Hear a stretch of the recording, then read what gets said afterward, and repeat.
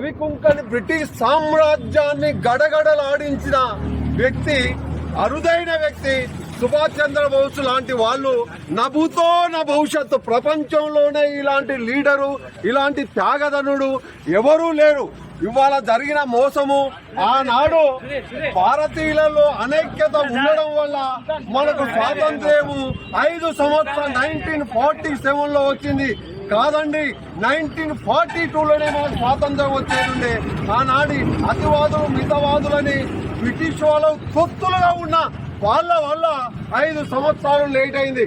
1942లో ఈయన ప్రపంచ దేశాలలో జర్మనీ, జపాన్, ఇతర దేశాలతోటి కన్విన్స్ చేసి రవికుంకని బ్రిటిష్ సామ్రాజ్యం కూకటి వేళ్లతో పెగిలిపోయే పరిస్థితిలో మన వాళ్ళు కొందరు ఏం చేసిండ్రు, బ్రిటిష్ కి సహకారంగా మన దగ్గర మన సైనికులను 3 లక్షల మంది సైనికులను పంపిస్తే దానికి వ్యతిరేకంగా సుభాష్ చంద్రబోస్ గారు లేదు, ఇప్పుడే మనకు స్వాతంత్రం వస్తుంది, అస్తవ్యస్తం ఉన్న బ్రిటిష్ ప్రభుత్వము అన్ని స్వతంత్ర దేశాలు ఏర్పాటు చేసుకున్నప్పుడు మనం భారతదేశం ఎందుకు స్వతంత్రం ప్రకటించుకోకూడదంటే అక్కడున్న కోణ రాజకీయ మననాయకులు వద్దంటే ఇక్కడ నుండి కాదు, నేను ఇతర దేశాలకు పోయి ఇతర దేశాలకు స్వాతంత్రం వచ్చే విధంగా పోరాటం ఆనాడు ప్రపంచ దేశంలో జరిగితే ఇక్కడున్న కోణ రాజకీయ నాయకులు అతన్ని బ్రిటిష్ కు వ్యతిరేకంగా చేస్తున్నారని మన వాళ్ళే ఆయన మీద ఆపాండాలు చేసాడు. ఆయన ఎవరి ఆపాండాలను లెక్క చేయకుండా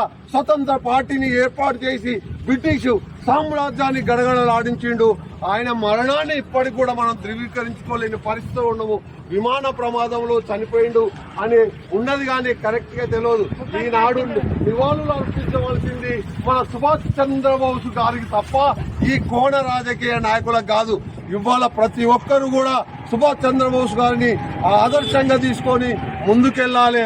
ఇంకా చూస్తే ఆనాడు 3 లక్షల సైన్యంలో 80,000 మంది చనిపోయిందండి మన భారతీయులు ఈ కోణ రాజకీయ నాయకుల వల్ల. అర్థం చేసుకోవాలి, రాబోయే రోజులలో భారతదేశంలో పుట్టిన ప్రతి పౌరుడు భారతీయుడే. కానీ భారతదేశానికి ద్రోహం తలపెట్టే ఈ ఉగ్రవాదులు కానీ కొన్ని సంస్థలు ఉన్నాయి, దాన్ని ఎవరైనా వ్యతిరేకించాలి.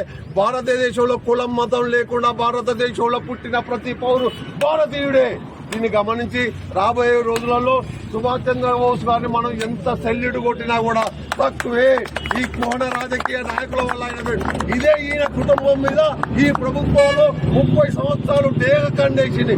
పాప ఆయన కూతురు ఈయన వస్తుందో, ఈ కుటుంబం నుంచి ఇంకెవరన్నా వస్తారేమో అని రాజకీయ కుతంత్రాలతోటి ఆయనను తెరమరుగు చేయాలనుకున్నారు. కానీ భారతీయులలో ఎవరి గుండెల్లో నిలిచే వ్యక్తి సుభాష్ చంద్రబోస్. గ్రేట్ సెల్యూట్ సుభాష్ చంద్రబోస్ గారికి.